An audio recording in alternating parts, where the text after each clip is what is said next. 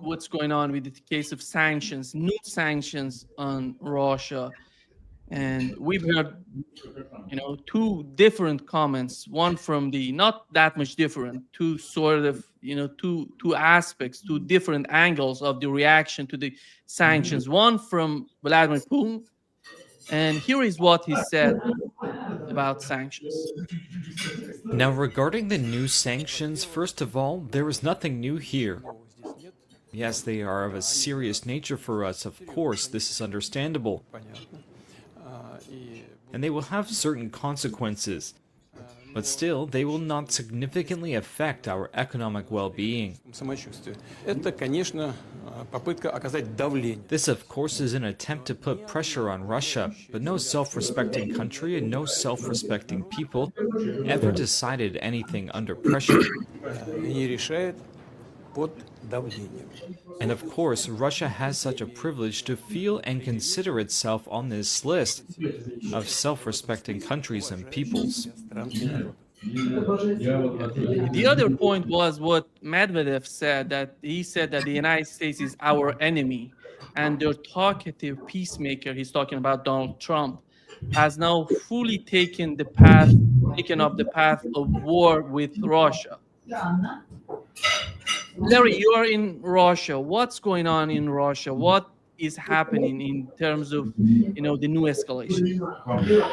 They're like somebody who's sitting at a ping pong match, watching the same player play himself. Donald Trump, going back and forth. Look. I don't know if you know Stanislav Karpivnik. Stas was a major in the U.S. Army.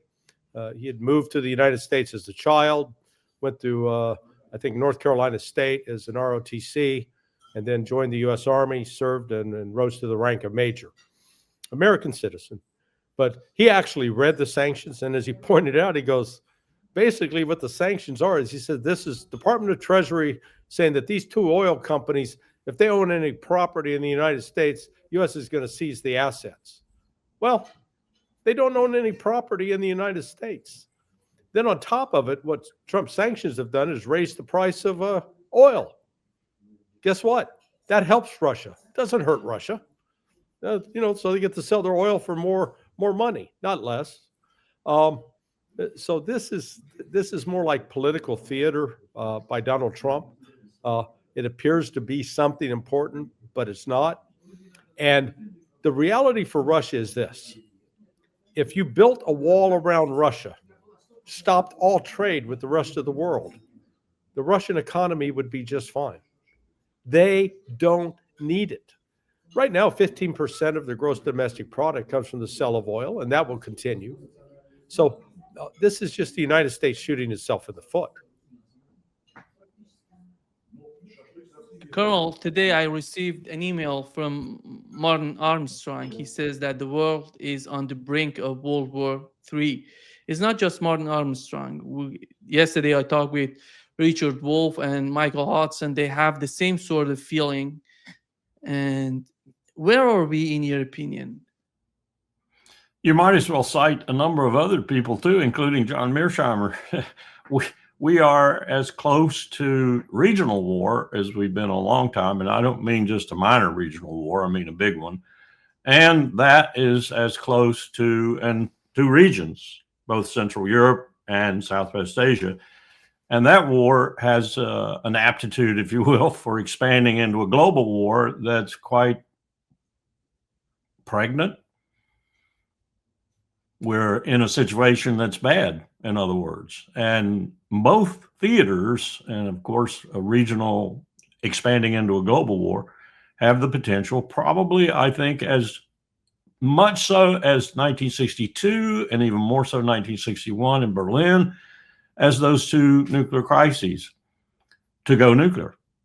And there are many players in this game now. There were only two in 1962 and 1961, the Soviet Union and the United States. You can say Cuba in October of 62, but it wasn't a main player. Fidel Castro would have loved to have been a main player, but he really wasn't, and the results taught him that he wasn't. But today you have a number of players in it, featuring such countries as Pakistan, such countries as Israel, and of course the two giants, and backing all that up, China. You've got a lot of nuclear weapons out there. You've got no treaties, the only vestige of one going in February of next year.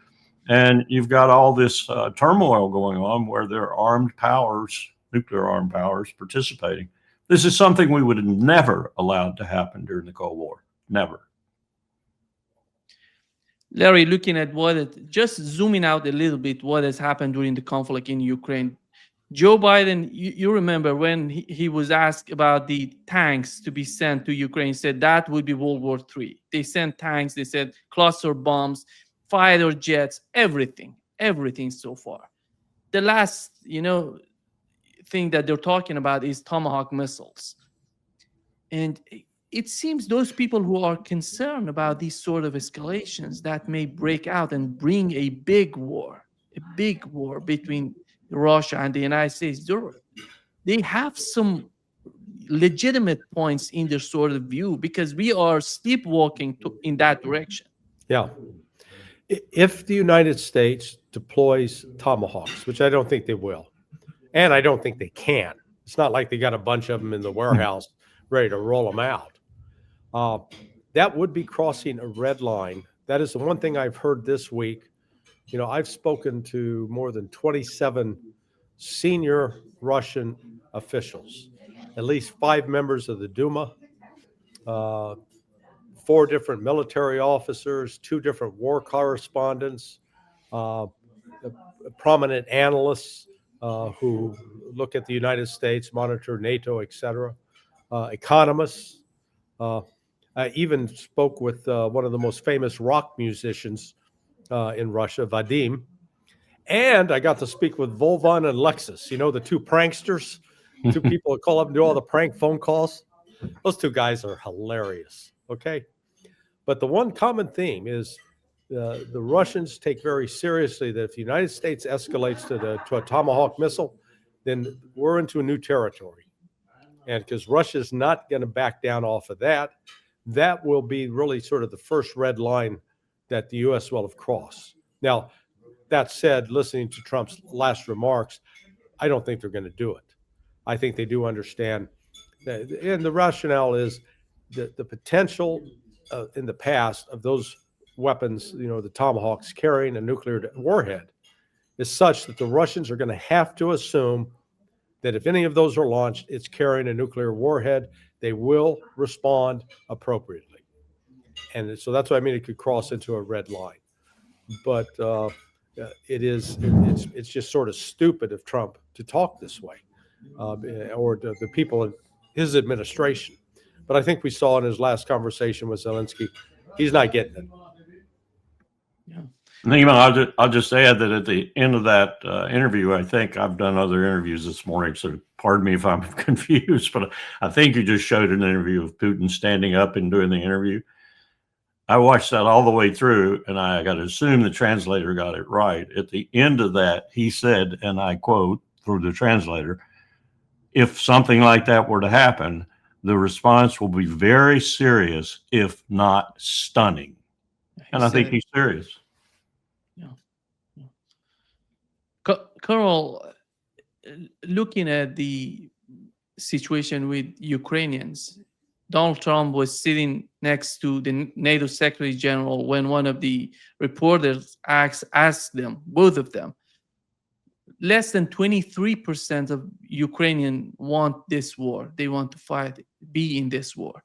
What is the reaction on your part? Why do you need to continue the war if they don't want to fight it? They don't want this war. And here is the answer coming from the NATO Secretary General and Donald Trump himself. Mr. President, Liam Cosgrove with Zero Hedge. My question is actually for the Secretary General. Yes. Mr. Secretary, I don't know if you've seen this, but polling out of Ukraine shows a massive collapse in Ukrainian support for the war. A Gallup poll had it just 23%. That's less than a quarter. Zelensky came out today praising President Trump's proposal for freezing the front lines of battle as part of a ceasefire. He said that's a good compromise. So people view your coming here as you're lobbying the U.S. government to continue its involvement in the war. You're obviously lobbying for more NATO weapons to be sent to Ukraine, but Ukrainians themselves don't want to fight the war. So how do you justify that morally? Well, I'm lobbying only for one thing, and that is to make sure that we end this war. And I don't have to lobby the president because we totally agree on this. And this is what he has been doing from day one. Everything he could do to break the deadlock with Putin, get a dialogue going, dialoguing also with Zelensky, and getting this war done. It's crucial. The fact that the US is now supplying weapons into Ukraine, paid for by allies, is extremely important. And that's now happening since 2-3 months. About 2 billion moving into Ukraine. The war hasn't wind down. Why do you think that'll wind it down now? What do you mean? You think more weapons will wind down the war?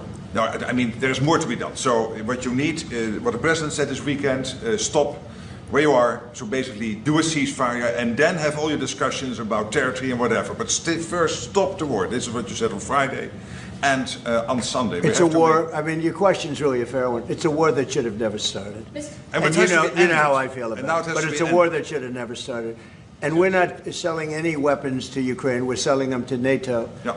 Which is different from before. With Biden, he just gave $350 billion worth of weapons and cash right into Ukraine, and that was so foolish. But we sell them to NATO, and in theory, you can do what you want with them. It doesn't have to be Ukraine, but probably it is mostly. No, what nations are doing now is buying from this program and making sure that the supplies in Ukraine. You get the tone, Carl. There is no policy to end this war on the part of the United States. Well, I don't necessarily agree with that. I don't agree with the lies that Trump just told. He didn't serve a first term, and he didn't do things in that first term that were directly opposed to what he was saying there. But that aside, there's pressure on Trump right now from inside his administration, particularly Scott Bessent, that idiot who's the Secretary of the Treasury, and Marco Rubio. In fact, I have no doubt that Marco Rubio said some things in his phone call with Lavrov that essentially foreclosed immediately Lavrov's appreciation for any meeting in Budapest. And I have no idea if Marco Rubio was approved to say the things he said in that phone call by Donald Trump. Maybe he was, because Trump was trying to get off the dagger he was sitting on. He's got his main man in the Senate, Lindsey Graham. He's got the Secretary of State, as I just indicated. He's got the Secretary of the Treasury, others within his administration who are as adamant as those Europeans and as stupid as Mark Rutte about this war. And they don't want it to stop. And that's why they had to foreclose the meeting in Budapest. And the other things that have come out about that meeting are pretty damning in terms of the United States and Donald Trump himself, because he gave in to all these people at the last minute, as it were, after more or less assuring Putin that they were going to have some kind of meeting, and even more importantly, a meeting that would be different from any previous one, a meeting that would have teams with papers and with solutions to problems. And they would sit down and have a real, what we used to call summit, where working parties would do the things that the principles essentially expressed in general terms. All of that was killed, and it was killed essentially by Rubio's phone call with Lavrov. So he's got these powers within the administration who are handcuffing him. And I'm not trying to make excuses for this indecipherable moron we have as president, but he does have problems within his own administration in moving out the way he'd like to move. And you saw his face in that press conference. He would have liked to have backhanded Mark Rutte, frankly. But it's a problem. It's a problem for every American president, but it's particularly one for this one, because he picked all these people. And he didn't pick them because they were people that he had to pick, as with many presidents. He picked them because he thought they would be the best people. And now they're conspiring against him all over the administration, especially that Secretary of State. Look at what he's doing in Israel, for example. I mean, he's messing everything he can up in Israel right now. Yeah. J.D. Vance is trying to do some damage control, but Rubio's the one putting the markers on the ground.